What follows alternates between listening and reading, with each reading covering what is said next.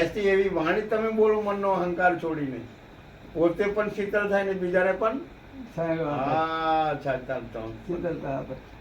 બનાવી દે.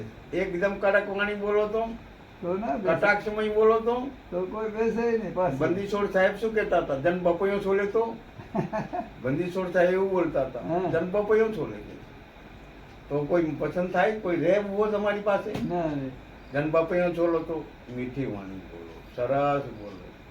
લગ્નનો પહેલો જ દિવસ હતો, લગ્નનો દિવસ પહેલો.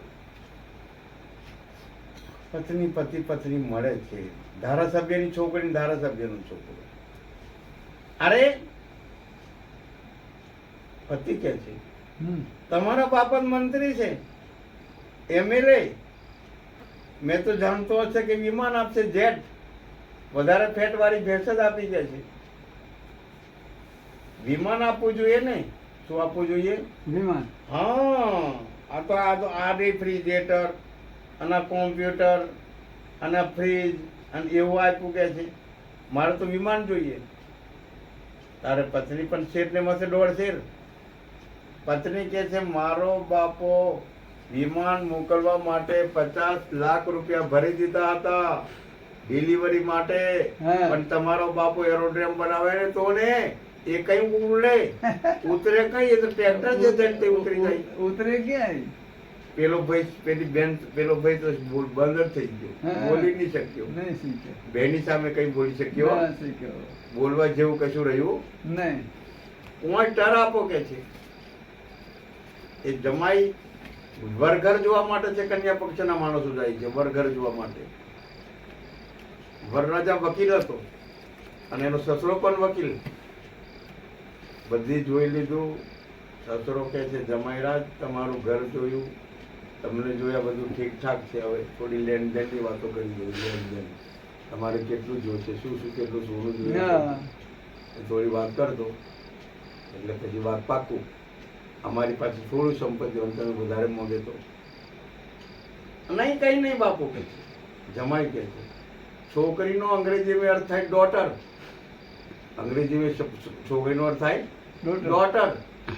પાછળ ટર આવે એવા તમે બીજા 4 ટર આપજો ને, બસ. વધારે કશું ન જોયું. પાછળ ટર આવવો જોઈએ. શું આવવો જોઈએ? ટર.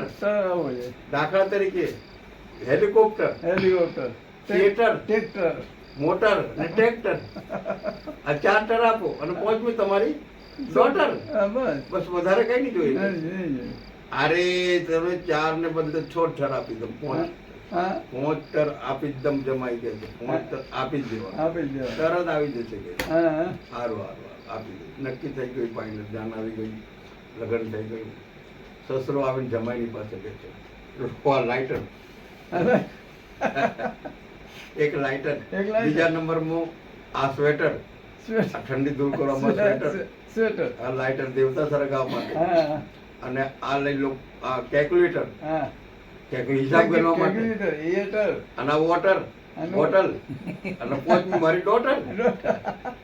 પેલો ભાઈ ફીકો પડી ગયો છે. મારી જોઈ નીચે જ જોઈ રહ્યો. સાસરાએ સીધો કરી દીધો કે નહીં?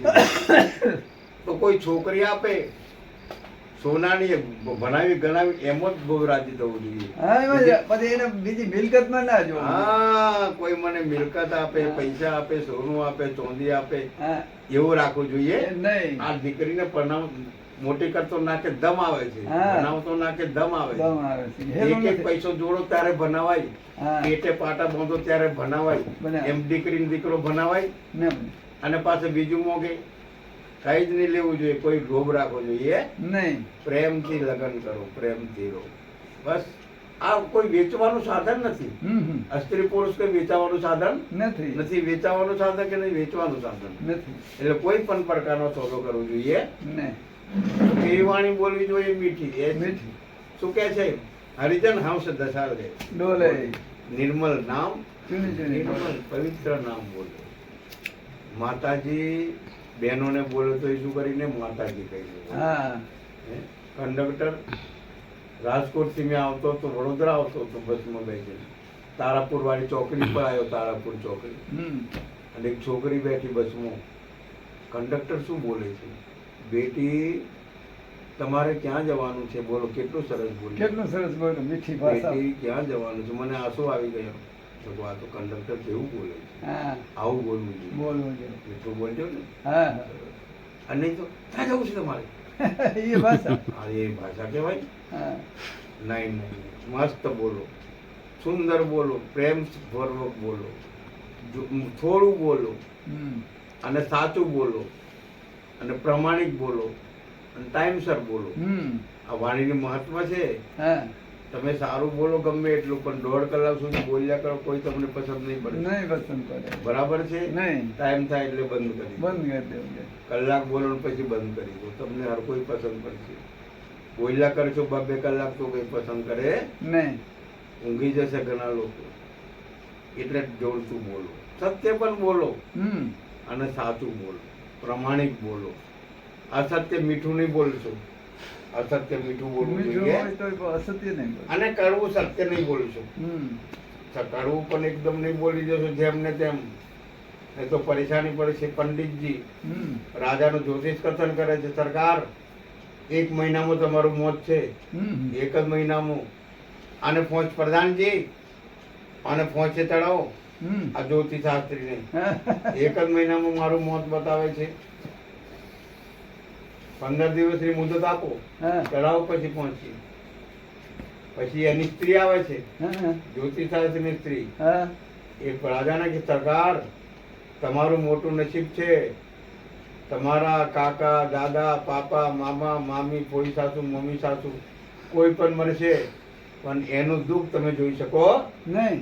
એટલું તમારું નસીબ ભારે છે. એમ પત્નીએ કીધું, પંડિતની પત્ની. એમ બધા મરશે તો હું નહીં જોઉં કે કદું નહીં જોવું પડે બધું તમારે? નહીં જોવું પડે. તમારું ભાગ્ય દેવું છે. એમ આ બેને 1.25 લાખ રૂપિયા ઇનામ આપો. લે. 1.25 લાખ આપો. બીજું શું જોઈએ છે તમારે બેનજી નામનું? કાલે પેલા વ્યક્તિને તમે પંડિતને પૂરી દીધેલો ને પહોંચીની સજા આપી અને કેન્સર કરતો. હા. કાલે પંડિતે શું થાય તમારે? હા. મારો પતિ, હું એમની સતી, હા. અવળી મતી, એટલે થઈ ગઈ ફજેતી. હા. જો કેવું બોલ્યો બેન, મીઠા બોલ્યું. એ શબ્દ બોલ્યા. વસ્તુ તો એક જ છે ભાઈ. જલ્દી મોત થાય તો જ બીજાનું મરણ નહીં જોવે ને. આ તો જ નહીં જોયું. નકર તો કેટલું જોયું. સરસ બોલ્યા. હા. એવી રીતે મીઠું બોલે, મધુર બોલે એકદમ. હરિજન હંસ દશાલી એમ બોલે. નિર્મલ નામ ચૂની ચૂની બોલે. મુક્તાહાલ જે ચોંચ લોભાવે. મુક્તાહાલ એટલે સદગુણ એટલે ધારણ કરવા માટે ચોંચ લોભાવે, હા, હા. એટલે આકર્ષિત થાય. સદગુણ ધારણ કરવા માટે, એટલે મુક્તિ માટે. વૈરાગ ધારણ કરવા માટે, હમ. વિવેક ધારણ કરવા માટે, હમ. અધ્યાસ તોડવા માટે, અધ્યાસ ગ્રહણ કરવા. નહીં. હરિજન હંસ દશાલી બોલે. નિર્મલ નામ ચૂની ચૂની બોલે.